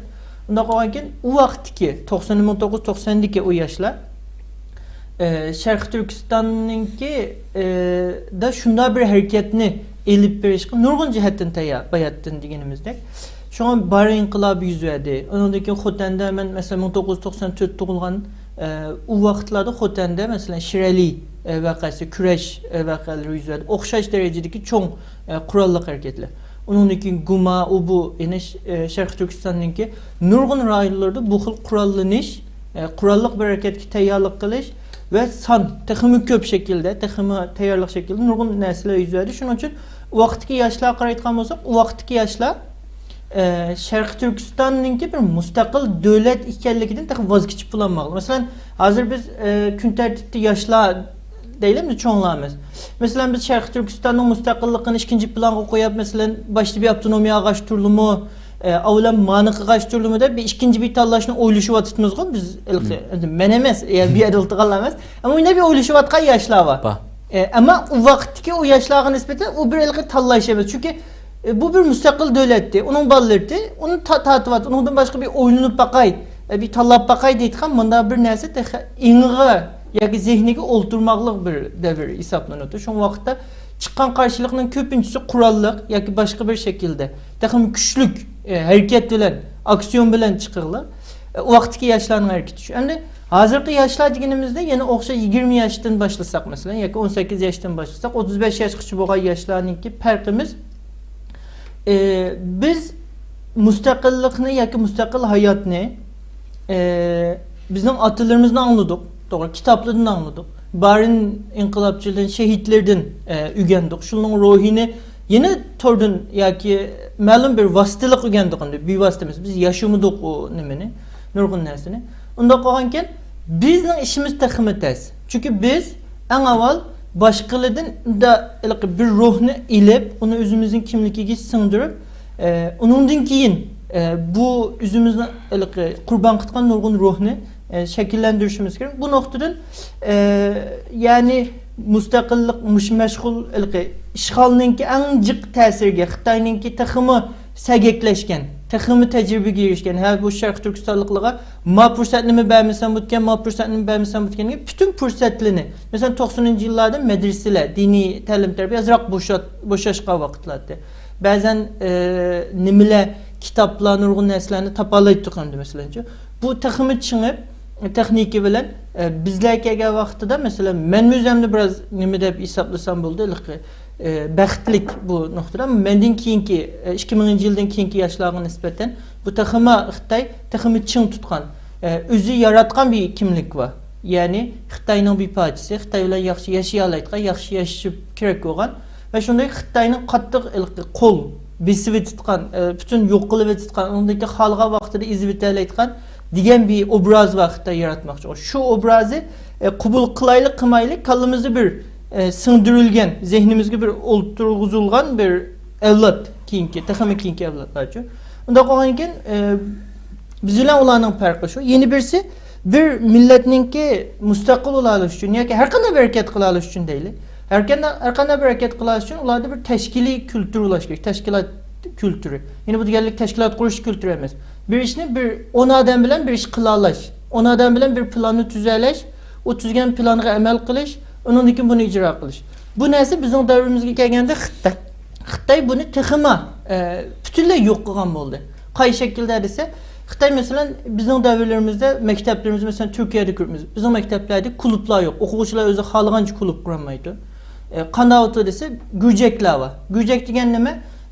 Bir okutkucu mesuliyetinin hem talimatı boyunca iş kıtmız. Hepti de bir kıtı. Onun için mekteplerde okuvcular uyuşması var. O tuluksuzluğu çıkacak. Ama okuvcular uyuşması degen kadar neyse ise mektep yüzü bir okuvcunun tallap çıkıp bütün okuvcularını başkurtkan başlık kıp koydu. Yani okuvcular yüzü tallamaydı. Onda koyarken hiç kaçan yani kiyinki devirlerde biz teximi bek başkurlutkan, boysundurlutkan, cezadan korkap yaşaytkan manda bir niminin içinde mektep terbiyesi şunun için ki teximi uzak vakit kayıp kaldık işgalindeki tesirden.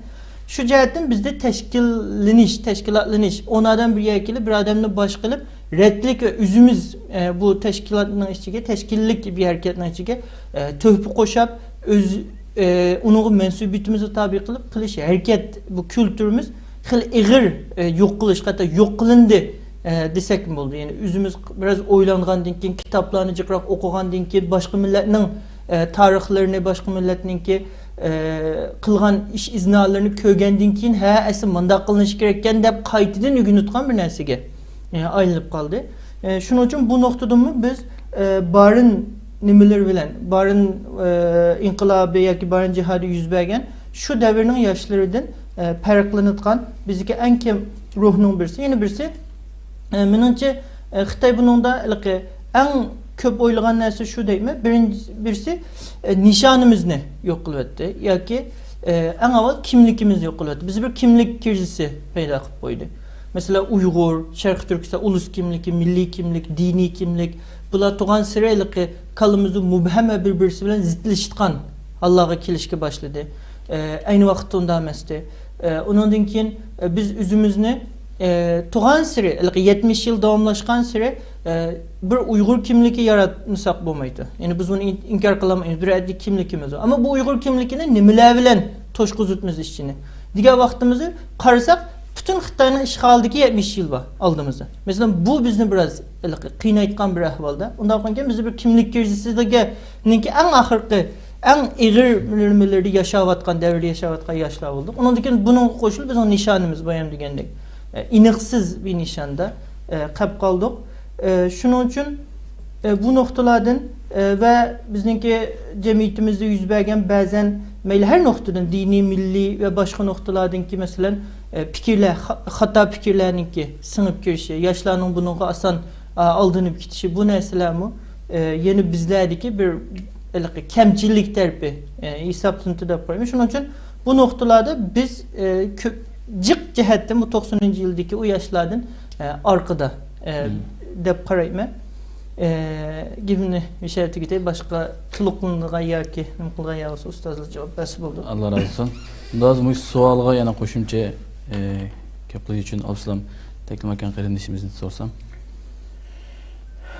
Şu aynı vaktdeki, şu aynı vaqt davrdagi yoshlarımızdan hozirgi yoshlarimizniki qanday bir farqi bor?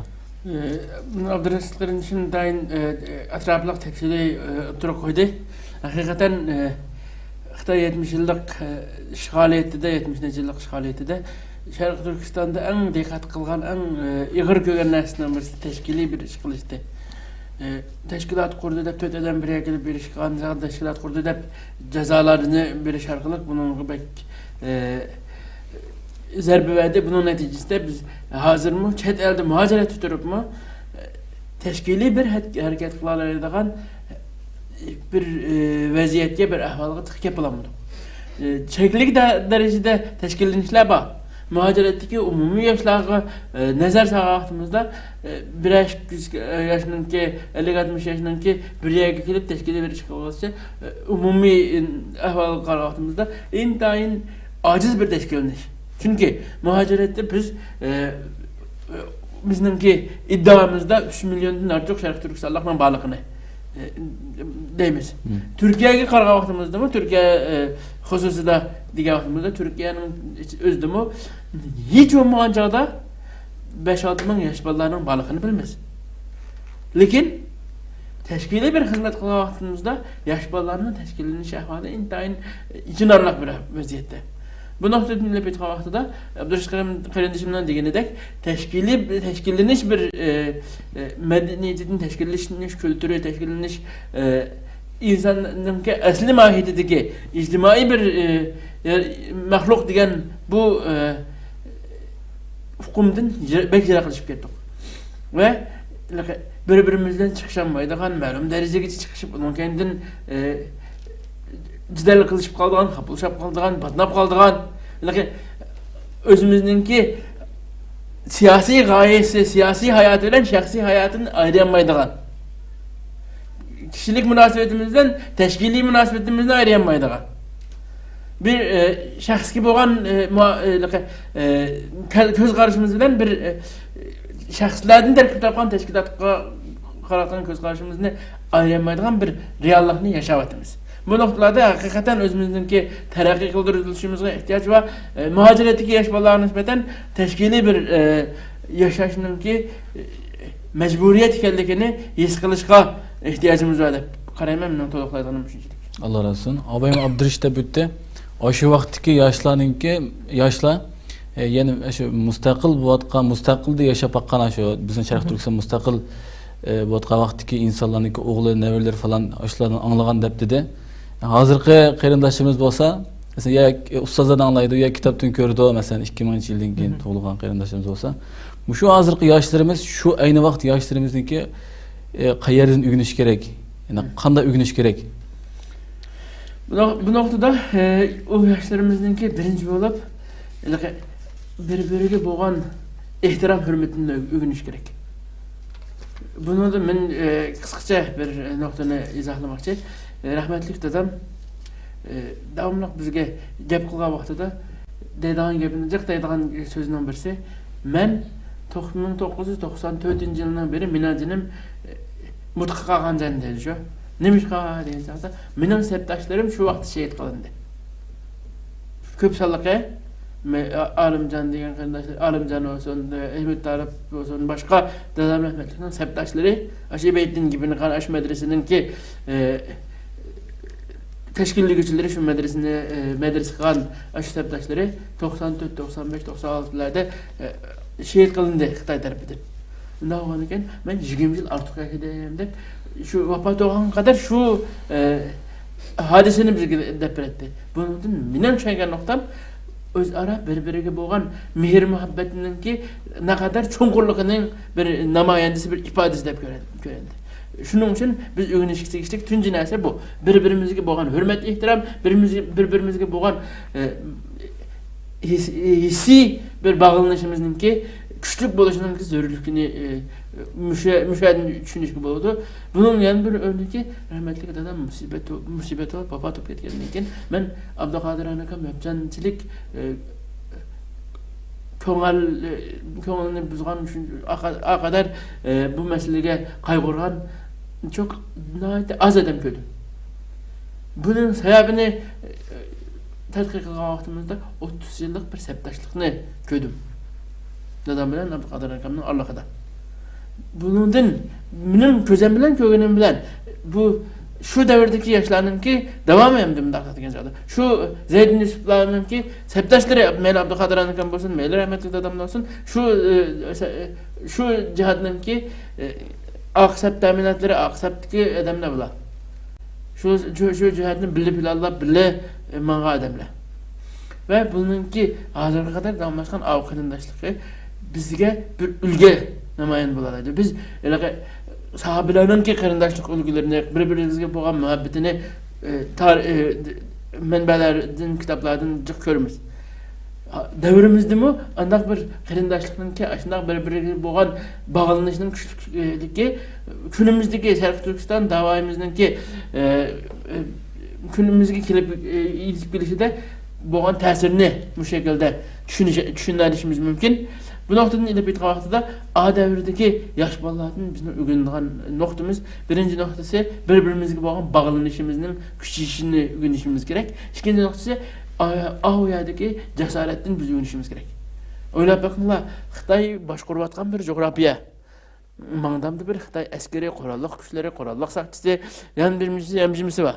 Aşağıda durup cesurane, kaysarane bir şekilde Xitoyga qarshi qurolli harakat qila olgan shu cho'nglarimiz, pish qadamlarimiz. Bizcho Xitoydan necha 10 ming kilometr yiroqda mushu İstanbul shahrida turib, hala Xitoydan ensiraydigan bir ruhiy holatga kelib qolishimiz ichinarliq bir narsa. Yosh bolalar deganda tarixdan buyon yoshlarni sifatlagan joydagi eng aniq sifatlardan birisi yoshlardagi jasorat. Vaholanki kunimizdagi yoshlarda, Uyg'ur yoshlarida, Sharq Turkistonning yoshlarga qaragan vaqtimizda o jasorat kutilgan nuqtada emas. Bu nuqtada biz barin yoshlardan o'rgangan yana bir nuqta jasorat. Biz dushmanga qarshi fidokorona, qaysarona ruhni o'rganishimiz kerak. Biz özümüzdeki Mao Sharq Turkistonning özümüzning vatan ekanligini, bu vatan uchun har qanday qimmatli narsani fido qila olganimizga o'xshash, özümüzdeki vaqtini, özümüzdeki simasini, hamma narsani fido qila oladigan bir ahvolga kelishimiz kerak. Hala bugungi kunda Sharq Turkiston demaydigan, özünün Sharq Turkistonlik ekanligidan xijil olgan yoki ensiraydigan, endish qildigan qarindoshlarimiz muhojiratda butunlay qolmaslik kerak. Muhojiratdagi yoshlarimizni o'rganadigan yana bir muhim narsa jasorat, fidokorlik ruhi. Shu şekilde ifodalashga bo'ldi. Mening so'zim shu şekilde. Allah razı olsun. Abdurish qarindoshimizdan Nijat Turg'un apanamniki shu savolga deydigan gapi bo'lsa, o'tirg'a qo'ysa. Men Unda bo'lsa yana bir savolga o'tib ketsek, bununla Abdurish qarindoshimizdan so'rsam, shu hozirgi davrimizga yoshlar shu borin shehidlarga o'xshash yetishtirish uchun qanday yetishtirish kerak?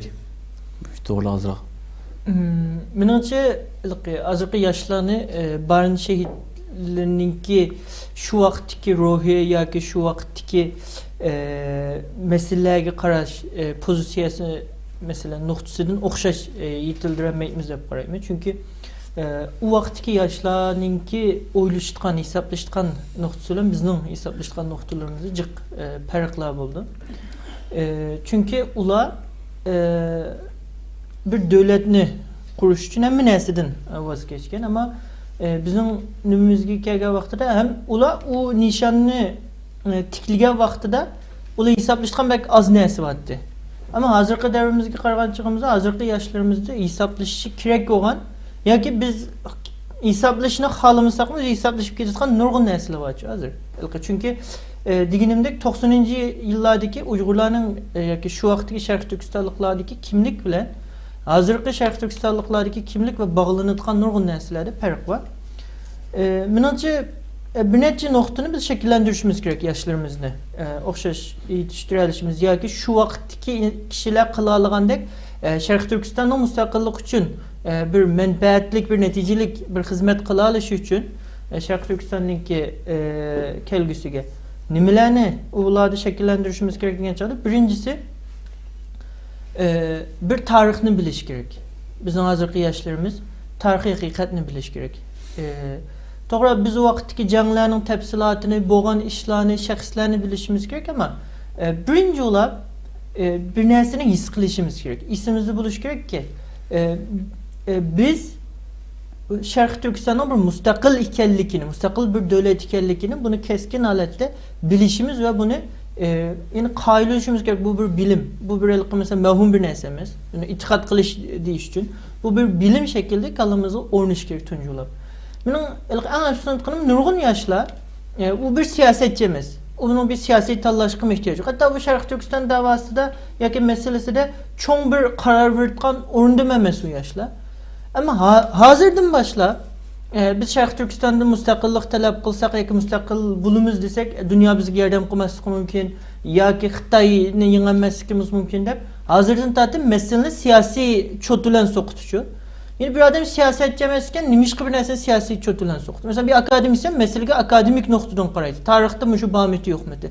Ama bir yoshga nisbatan o'zining milliy tarixida nima haqiqat bo'lsa shuni shu deb e'tiqod qilishi va shunga mustahkam turish kerak. Birinchi ular bizning yoshlarimiz o'zining bir mustaqil vatanning, ya'ni bir besibilingan zaminninki avlod ekanligini keyin qanday bir tanlashga duch kelsin yoki tanlasin, en avvalgi, yani o'zi tug'ilgandan tortib geldiğine qo'yilgan milliy diniy burchininki u yani ozod qilish ekanligi. Ve shuningdek o'zininki bir insonlik haqqi ekanligi, yani ozod qilgan bir haqqining borligini avval bilish kerak. Eng yoshlarda birinchi bu an shakllanish kerak. Bu an shakllantirmay turib, menimcha yoshlarni yaxshi tarbiyalayolmaymiz. Undan keyin ikkinchisi o'zini tunish va o'zining kishiligini shakllantirish kerak. Benim deganimdek bizning yoshlarimiz Uyg'ur yoshlar bularmi men chet elda bekroq ko'rgan yoshlar olsun yoki vatanda ko'rgan yoshlar olsun, Xitoy bizda bir milliy kimlik krizisi qilib qo'ydi. Ya'ni ya Xitoy bütün etrafimizni, bizningki televiziyamizni, kültürimizni, san'at jihatdan olsun, kitoblarimizga her jihatdan butunlay o'rib etgan Xitoy xohlayotgan bir kimlik var. Siyasi, milliy bir kimlik var. Ya shuni yashash o'tdi vatandagi yoshlar yoki ma'lum qismini kitaplardan algan, ma'lum kısmından algan yoki Xitoyning yaratib bergan kimliklarga qarshi bulash uchun, mesela ana dedi Xitoy ajuna degechki qilmayman deydigan ma'qul pozitsiyada shakllantirgan bir kimlik var. Naytim bu ham bo'lgan. Shuningda yashashga zo'rlangan Sharq Turkistondagi yoshlar uchun. Hozirmi shuning ta'sirini ko'ryapmiz. Avval Sharq Turkistonlik yoshlar o'zining bir kimligini shakllantirish kerak. Men kim? Men bir Uyg'ur bo'lash bilan kim? Bir Sharq Turkistonlik bo'lash bilan kim? Bir Müslüman bulaş sütüm bilen kim? Ben bir chet elda turayotgan yoki vatan turayotgan bir Uyg'ur yoki Sharq Turkistonlik bulaş sütüm bilen men kim degan bir narsani shakllantirish kerak. Undan keyin o'zininki mesela bir hunervermi, bir akademisyenmi, bir siyosatchimi, bir nima yani bu narsani bilish kerak. Üçüncüsü alsam degandek jasorat, fidokorlik ruhi ve sabr. En muhimi sabr. Yoshlarda sabr bo'lish kerak. Yine biz Japonda ta'sirimiz yoshlar bunu bilib qo'yish kerak. Agar men bir Sharq Turkistonlik deb men üstüde degan mustaqillikdan voz kechmash bir ruh bilan yashamoqchi bo'lsak biz yoshlar. Yani 10-20 yil hatta o'lguncha biz Japon tatishimiz kerak. Yine fidokorlik ruhi degan vaqtimizda biz daha jangga kirmadik. Jangga kirgan vaqtimizda biz qurbon qilganimiz, fido qilganimiz jinimiz, melimiz bo'lishi mumkin. Ammo hozirgi vaqtda yoshlar avval kelgusini qurbon qila olish kerak. Yine bir yosh o'ylamosinki, men o'zimning savoqda sho'g'an bir turkka o'xshash bek bir çoğun yerlige gitme, bek bir rahat yaşayma, yıldıman çıkarttım, tatilge çıkartma. Manda bir planını tüzmeytkan bir yaş ulaş gerek bir Sharq Turkistonlik. Ben yaxşı okuyma, yılımның mançı kısmını yoki günümның mançı saatini ben Sharq Turkiston meselesiga ayırma. Mening kelgüsümde mesela ben bir uçquchi olsam deyli, ben bir uçquchi degan vaqtimda buningda Sharq Turkiston meselesi nerede? Sharq Turkiston davosiga xizmat qilgan kimligim qaysi degan savolni qo'yib turib, deganimdek özün kelgüsünü kurban kılalish kerak. Mesela qarab baqili.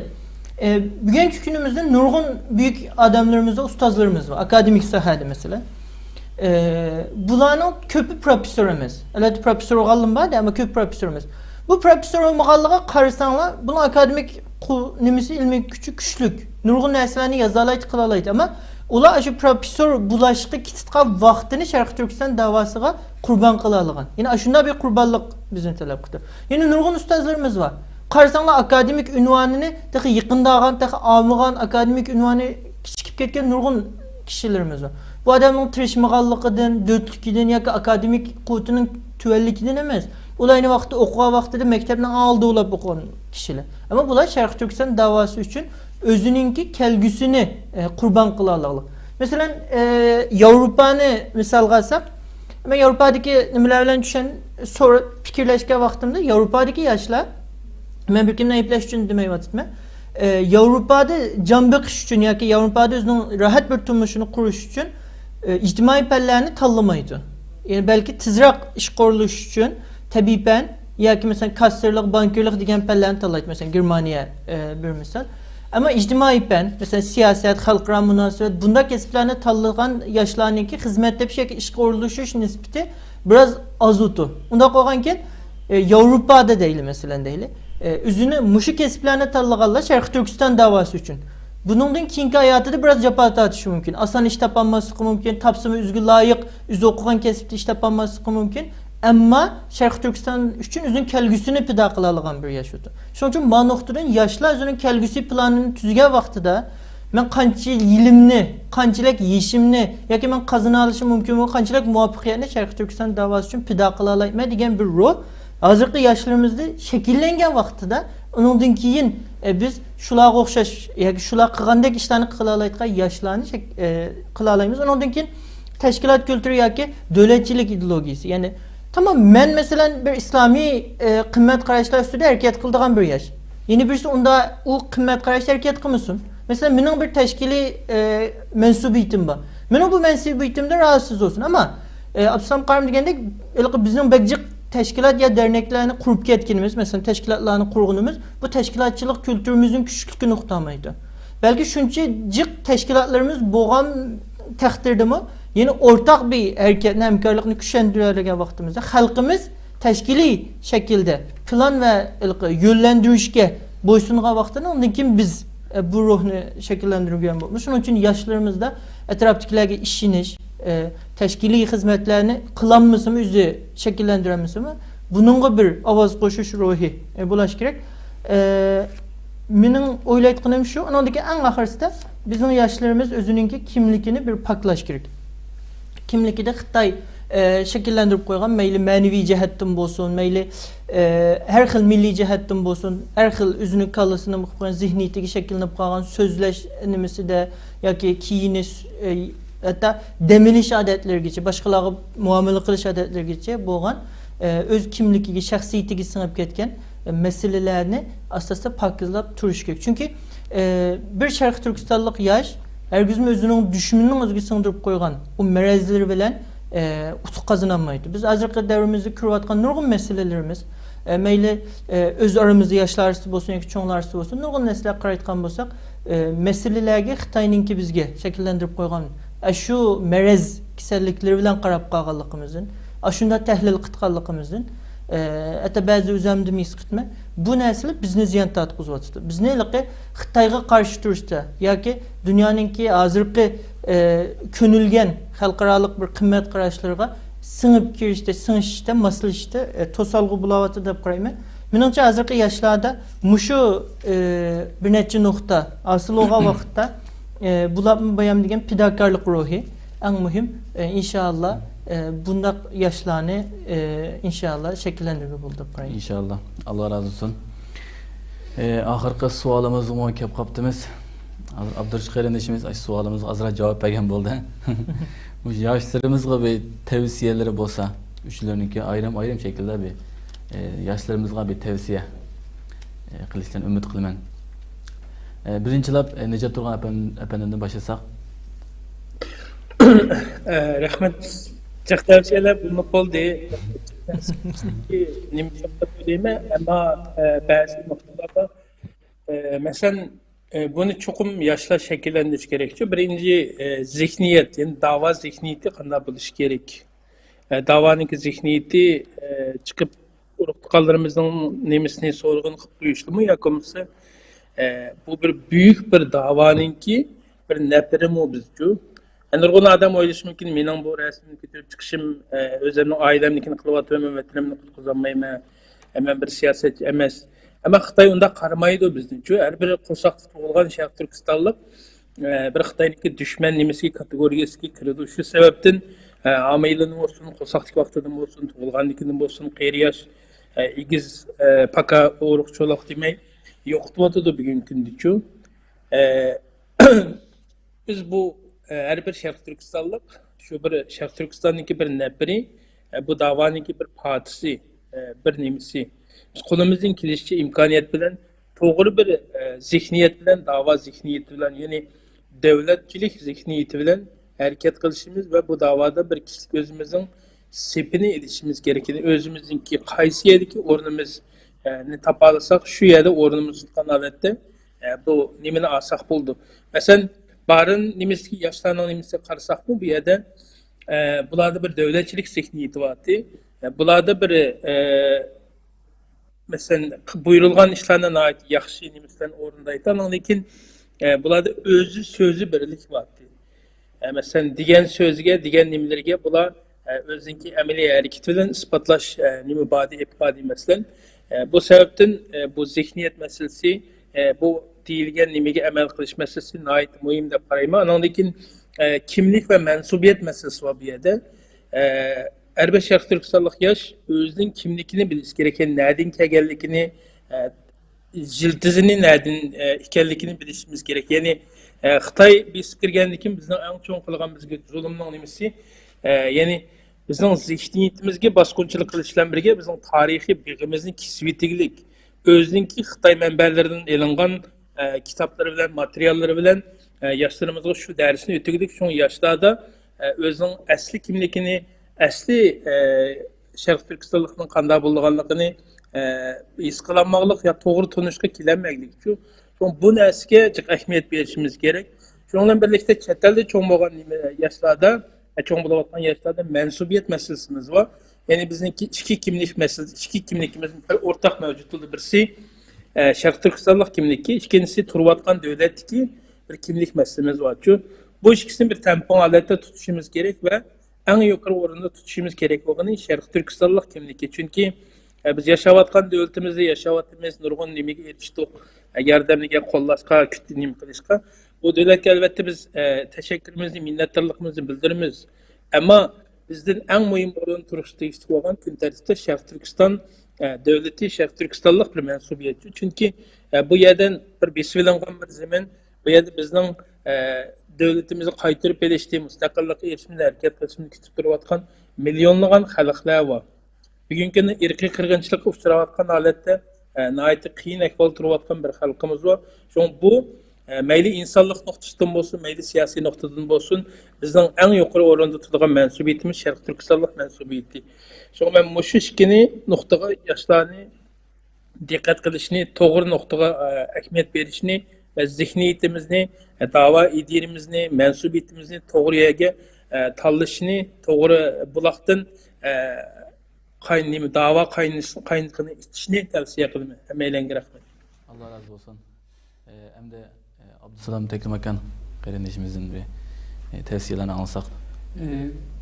Yaşlığa verildiğin tavsiyelerinin ki mühimlerinden birisi Übet'in Nüced Efendim'de ötken noktalarına hoşum çıkılıp biz de Übet'in biri devamlıkta tekrarlayıp gelatkan fidakarlık ruhi.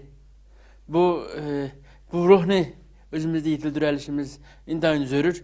Biz gepkeke vaktimizde, hayacanlanan vaktimizde Sharq Turkiston üçün hemen esimizde fida kılımız dep şu artı olayalgan dek vakti kelgen çağda meydana çıkan vaktimizde bu hemen esininki içindeki belki oyun tamaşa bilen, belki köngel içi bilen ötkizgen vaktimizde fida kılalışını ügünüşümüz gerek. Sharq Turkiston üçün kılınan her bir hareketini özümüzünki bir hareketi özümüzden bir planı, özümüzün hayatının bir kısmı da körekni ügünüşümüz gerek. Yana bir nokta biz yaşayotgan devletlerimizge bek tiz sığıp ketip özümüzün kimligimizni unutip kaldıgan bir faciani yaşayotimiz. Bunu karta unutip kalmaylı. Men 20 yıl oldu muhacir olap yaşayotim. 20 yıldan yakın mening his qilgan narsam shuki, men Arab bo'lib ketsam, Arab meni qabul qilmaydi. Türk olib kelsem Türk meni qabul qilmaydi. Boshqa davlatga yerleşip kelsem ular meni yanıla qabul qilmaydi. Men yanıla ularning ko'zida ko'chman. Men o'zimning izzat obro'yimni faqat va faqat mustaqil Sharqiy Turkistonda topalayman degan bir qarashga kelalishimiz kerak. Aksi taqdirda biz bu yerda balki ma'lum darajada bayashat yaşayalışımız mümkün, ma'lum darajada xotirjam yaşayalışımız mümkün, lekin kunlarning birida bizning yuzimizga urildigini, sening bizning muhojir ekanligimiz, bizning ko'chman ekanligimiz, bizning bu yerning asli orijinal egisi emasligimizdan iborat bir haqiqat davomli bizning ko'zimizga, bizning yuzimizga urilib turdi. Shuning uchun biz o'zimizningki kimligimizni, o'zimizningki Sharqiy Turkistonlikdan iborat bo'lgan bir kimligimizni unutib qolmasligimiz intayin zarur. Menimki tavsiyaga qo'shimcha qilganim shu. Allah razı olsun. Hem de Abdurşkayır'ın işimizni alsak. Men bayatın asası kılgan tavsiyelerini digen buldum. Menimce yaşlarga yine kontur tavsiyelerini eğer kılışkı doğru kep kalsa, bizning Sharqiy Turkistonlik yaşlar çokum üzününki meyli, mesela tabii ben bu kesiplerini tanlasın, qaysi kesip, qaysi nimelerni, devletini tanlaşından qat'i nazar, siyasiyini güçlük tutuş gerek. Buna ait mühim. Çünkü belki Sharqiy Turkistonni azad qildığını özü, yoki onun balısı oluşu mümkün. Şunun için özünün bir siyasiyini güçlük olan vaxtida ya özü bu harekette bir rol oynayalaydı, yoki özünün avladığı bunu yetkizəlaydı. İkincisi, amal var. Mesela qaysi bir devlet yaşasın, Türkiye'de yoki başka yerde olsun. Amal var özünün Sharqiy Turkistonga ait olan kimligini, meyli til cihettin her qaysi cihettin olsun. Hatta dini cihettin mi Sharqiy Turkistonninki ilgirki ulamaları itiqad qilib kelgan, tutib kelgan mezhep, itiqadi mezhep ve fiqhi mezheplerini çiң tutish orqali amal va o'zininki shu kimligiga bo'lgan bağını kuchlik tutish kerakki, shunaqa vaqtida keyingi avlodlarini yetiştira oladi. Üçüncüsü yeni bir her bir milletke qaraydigan bo'lsak, mesela Yahudilar deyli. Men Yahudilarni cho'ng bilgechki misollarni emas. Yahudilar qaraydigan bo'lsak, yoki Xristianlar qarayli, yoki ma'lum bir millet, yoki bir Pokistonlik deyli mesela. Yoki Hindistonlik deyli. Amerikada nurg'un Hindistonliklar var. Onunki bir nimisini, ajandasini, yoki bir bu yilnomasiga qarab baksa, mesela manchunchi kunning palani bayramim. Bugün bayramında biz onun bütün milli bayramlarını, milli küllerini hatırlaşıp gitişki olan her bir neyse kap koymayı bunu hatırlatmaya tutuyor. Onda koyarken her bir yaşınınki ajandası yıllık tüzgah vaxtında manchunchi günü mağkün, bana nispeten manasından ibaret. Mesela mağkünü 4. ayının 5 Barın inqilabı var, 2. ayının 5 palanı var, 7. ayının 5 pukunu var, 11. ayının 12 men müstakilliğimni eslayma degandek bütün nesillerini unutup kalması gerek. Çünkü biz bek uzun bir yolda. Bu yol bek uzun. Ya inşallah bu müstakillikka erişitmiz. Onda olgan çağda biz vatanga qaytgan çağda milletke bu küllerini, bu ruhni gütüskünü biz öpmiz. Ya ki bizim ballarımızga bunu miras kaldırmız. Kaldığa vaxtımızda bizim ballarımız xuddi bir Hindistonlikni Amerikada necha avlodga uzugan bir Hindistonlikninki avlodlardek xuddi ularning bütün bayramlarini o'tkazdi. Xuddi shu necha avlodgacha uzab ketgan Yahudining balalaridek bizning balalarımızmı o'xshash holatda bizning millatimizga Sharqiy Turkistonlikqa oid bo'lgan bütün muhim, muqaddas ve ma'nilik kun, narsa, şey, isim hamma narsani, her bir sanspirini 30.933.944'ni unutup kalması gerek. Yani zihninin bir yerlerde oluşturuş gerek, esleş gerek ve o gününü biraz farklılık ötküsü gerek ki bu bizim kelgüsü olan bir ümidimiz hesabında. Ben bunu hazır yaşlığa, çoğunluğumu tavsiye kıldım ama yaşlığa tavsiye kılışımda yaşlar bunu inşallah takımı çok mühim de paylaş gerek. Çünkü biz yeniden bir kişilikini şekillendiriyoruz. Türkiye'dekiler Türkiye'ninki nimisi gazetela maslışka başlayımız, ulu bizini iri tutu. Avrupa'dakiler Avrupa'ninki irişke başlaydı. Amerikalıklarını iri tutu. Şu irip ketken vaxtımızı unutmaydıkan, irtib etmeydikan bir nesillerimizini hep kılışımız gereklikini nima kılıp bu ameliyatı bayan meyle nicatkan bolsun, meyle apsam karım bolsun, tılgağa nurgun meseleler bilen bağlanışlık bir nokta. Bunun koşum çıkıldığının şu. Rahmet. Köptün köp rahmet eytimiz. Bugünkü programımız müşahede oldu. Bugünkü programımız katmış belgen qarindoshlarımızga köptün köp rahmet eytimen. Kıymetli vaxtlarını çıkarıp katmış belgenler. Bugün hakikaten nəhayət mühim məzmunlar sözləndi. Aşu burunqi aşu barın cihadıga qatnaşqan və qomandanlıq qılğan yaşlarımızın, ustazlarımızın nima işlarni ügündiganligimiz, qanday ügündiganligimiz və aşu vaqtdagi inqilobdagi tarixlarni və qayta eslab chiqdik. Və bizning yoshlarning qanchalik muhim ekanligini və qanday ishlarni ügünish ekanligimizni dedik. Nəhayət mühim məzmunda to'g'risida to'xtaldik bugun. Unda bo'lsa bugungi programmamiz müşahede bo'ladi. İnşallah kelar qism program ko'rishgacha omon bo'linglar. Allohga emanet.